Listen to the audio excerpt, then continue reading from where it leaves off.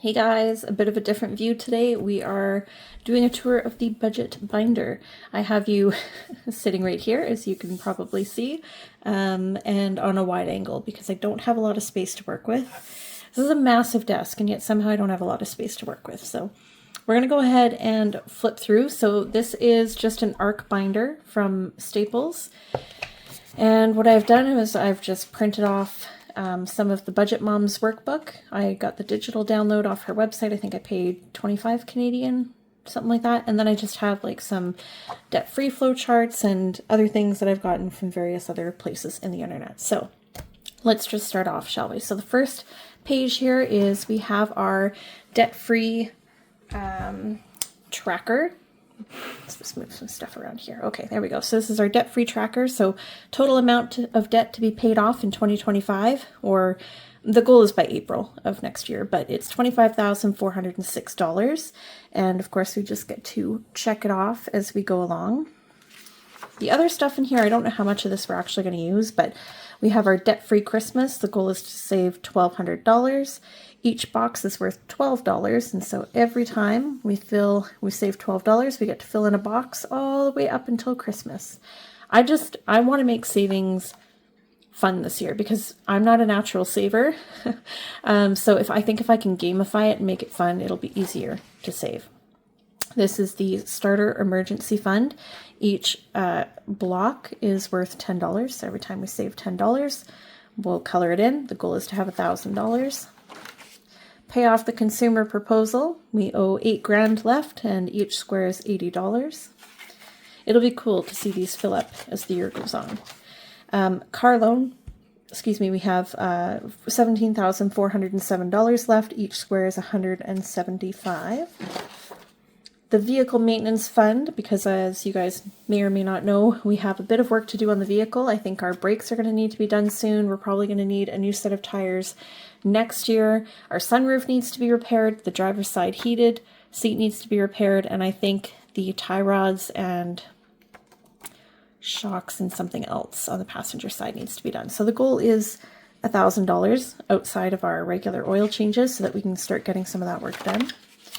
This is our anniversary fund. The goal is $500. It'll be our 9-year anniversary this year and then 10 years next year. I don't know what we're going to do, but the goal is $500 for the 10-year anniversary. Maybe we'll do like a really nice dinner. I feel like we do a really nice dinner every year, but that's besides the point. This one is Freya Starts School. The goal is $500, so each star is $10. We are leaning heavily towards homeschooling, so rather than this going to, let's say, like indoor and outdoor shoes and a whole new school wardrobe and a backpack and all that other stuff, this will likely go to just some like supplies at home, paper, craft stuff, maybe like an annual membership to like the Tellus World of Science or something like that. But I don't know, we'll see. But right now the goal is $500. The savings challenge for Thanksgiving and Halloween is $500. Each leaf is $10, and that'll be for Halloween costumes, Halloween candy, Thanksgiving dinner, because we would like to host that.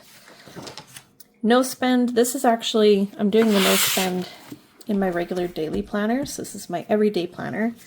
And if I flip back to the budget section, you can see where I'm doing my no spend. So every day that I don't spend money, I get $1, and every day that I spend, I owe $3. 1, 2, 3, 4. So right now I've got $4 in no spend days, but I owe $6, so I actually owe $2 net.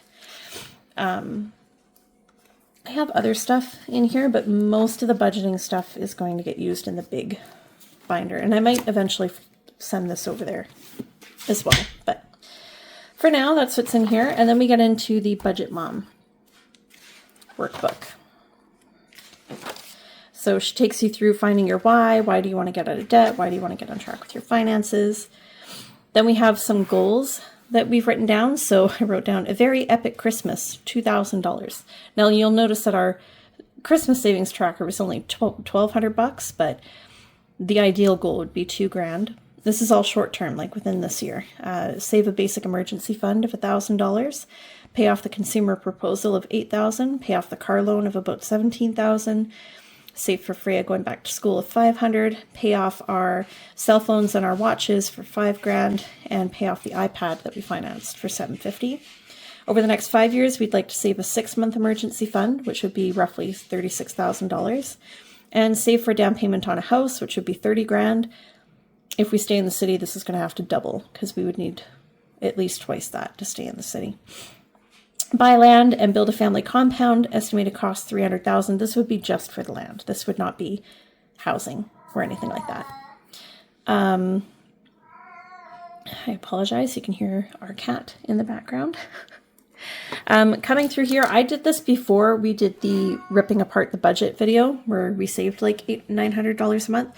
So since then we have canceled Instacart. We have canceled YNAB, and we actually wound up not canceling YNAB, but the business will pay for YNAB now. It's not something we pay for out of our personal budget. I also canceled Kobo. We canceled Netflix. We canceled Audible. And we canceled Spotify. One thing we did change, though, and I should update this while I'm in here, is Apple One. Oh, I didn't do this with Erasable. Apple One is actually more like $30. So what is that? $360? Yeah, $360 a year. And that comes out on the 2nd. We have a very loud cat, if you didn't know. And this has also gone down. I think this is like $15 a month now. If that. Might be $12, but so that's $180. Not the nicest look there, but you know, we're trying. Okay. Flipping on to the next one, we have our savings goals trackers. I'm probably not really going to use this because we're using the other savings trackers, but they're in here. It's part of her book. Then we have our yearly spending overview, which, I mean, YNAB does this too, but I have a much better, I don't know, I feel like analog planning, for one, which is why I have like a paper planner. Analog planning just works better for me versus digital. So I think the act of like writing down everything every month and throughout the year will really help. Then we have our budget categories. Yeah, you got your toy? Yeah. Are you going to play with it? I can't play with you right now. I'm filming a video. Let's see if I can show her to you guys. Don't mind the mess. The kids are building a fort right now. Yeah, are you playing? You got your toy? You gonna chase it around the house? This is Miss China Rose. She's a senior cat.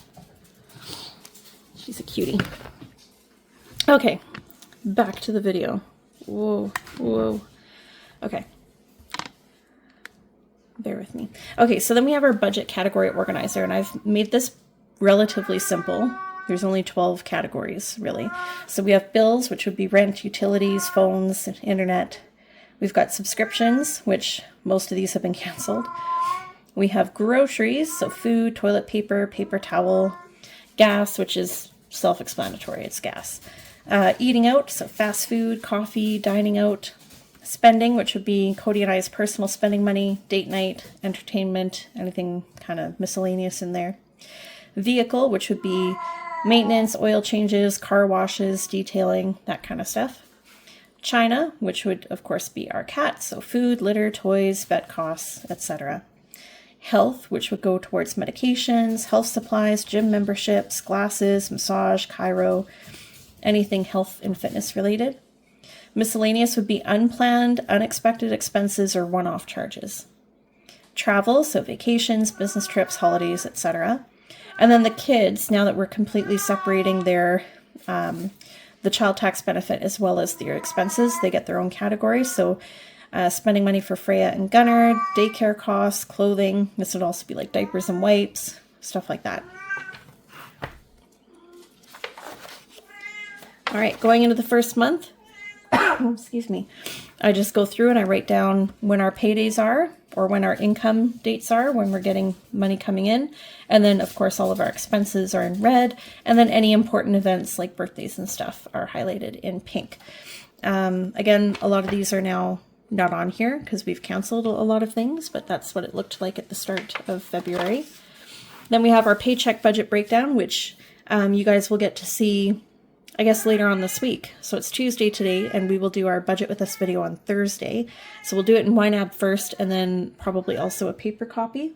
So I have like my estimated amounts written down in here, but obviously it could change by the time we actually film it. And then we have for our next budgets as well. And then we have our expense trackers. And if you've ever watched the Budget Moms videos, this doesn't really look new to you, but if you've not seen them before, I really like her system, the way she does things. And you'll notice that like this page has got highlights on it, and this page has got highlights on it. And it's because each category gets a color, and that way we can easily see at a glance like what we spent money on, right? So groceries, spending, the cat, the kids, and then bills. And I feel like we're actually doing pretty okay. So this is for our checking account. Then we've got our Cody's credit card, my credit card, which is mostly subscriptions, which makes sense because that's the card we have set up for subscription payments, and then our cash, which this should wind up having way more transactions on it as the month goes on, because we're transitioning away from digital and debit and credit and over to cash. Then we have our debt payment trackers, our monthly net worth trackers, our monthly budget breakdown, which would then, after that's done, it would get transferred over to the yearly. Excuse me. And then we have our meal planning, which I'm very proud of this. I use this in conjunction with an app called Plan to Eat. It's where I get I put all my recipes in there. I make my grocery lists out of there. So this is my meal plan. So if I didn't wind up making it, I cross it out. So in this case, I didn't make it. I actually made it yesterday. But this one I made. So it gets a little check mark. It gets highlighted green, and then I rate how many stars. So here again, we made it. Highlight it green, how many stars we'd give it. Wherever you see a line, it just means that we're eating those leftovers for that day. I also make sure to put in any events that are going on. So like airport days, we typically dine out because we're driving to and from the airport between like 4 and 6. So we usually just grab something for the kids. We bring snacks and we make sure we eat before we go, but sometimes we'll grab like a Happy Meal for the kids on the way down. Birthdays, probably not going to do a regular meal plan there, probably make something else. So anyways, that gives me an idea of what I want to cook throughout the month and then how much it'll cost. So when I did my grocery shop for all of these meals, it came to about $300. So I put our budget at $800. So that gives us $500 extra for toilet paper, Kleenex, paper towel, breakfast food, snacks, lunch, that kind of stuff. So I think I should be able to stick within that $800 budget if I can stick to my meal plan.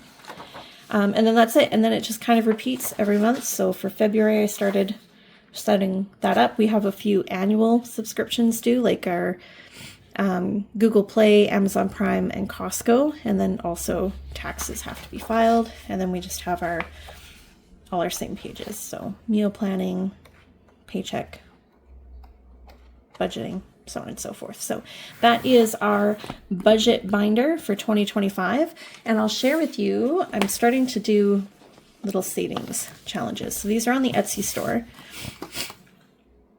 Sorry, I think I'm getting sick. But if you're subscribed as a member to the channel, you also get a link to my Google Drive. So you get the digital copies of all of these. But here is the Shut the Box. And the way this works is you roll dice. You can roll 2 dice. And you have to cross off the number that you roll, either the sum of the 2 dice or 2 separately. Once you're done rolling and you can no longer check any off in here, then you add up what's left open, and that's how much you have to save. And then this one is the 100 envelope challenge, just on a little printout, because I think I would like to try and do the 100 envelope challenge this year.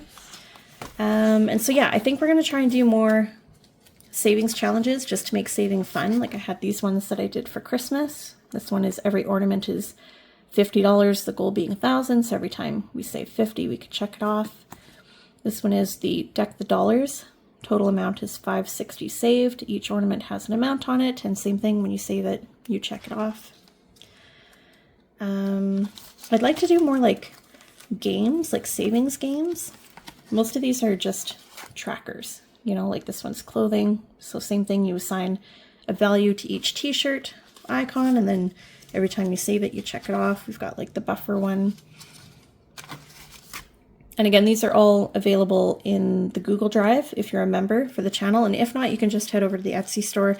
You can either get the physical copy, in which case I can laminate them for you. I can put on these fun little holographic finishes and ship them to you, although I believe shipping from Canada is very expensive right now. So there are digital copies available as well that you can just download and print them off at home. So yeah, that's kind of the physical side of things. Most of our budgeting is done digitally in YNAB, but I'm looking forward to doing more physical stuff in 2025.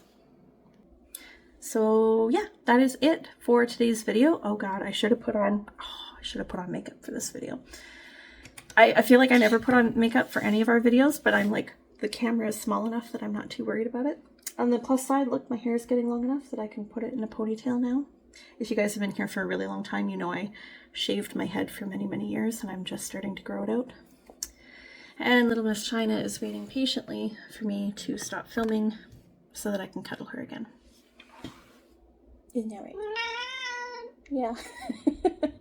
Are you a little annoyed that I'm not paying attention to you right now? Yeah. She just wants cuddles. Do you just want cuddles? She's very loud. She's a very vocal cat. Yes, you are. But we love you. Okay, that's it. That's all I got for you guys. I hope you're having a good week.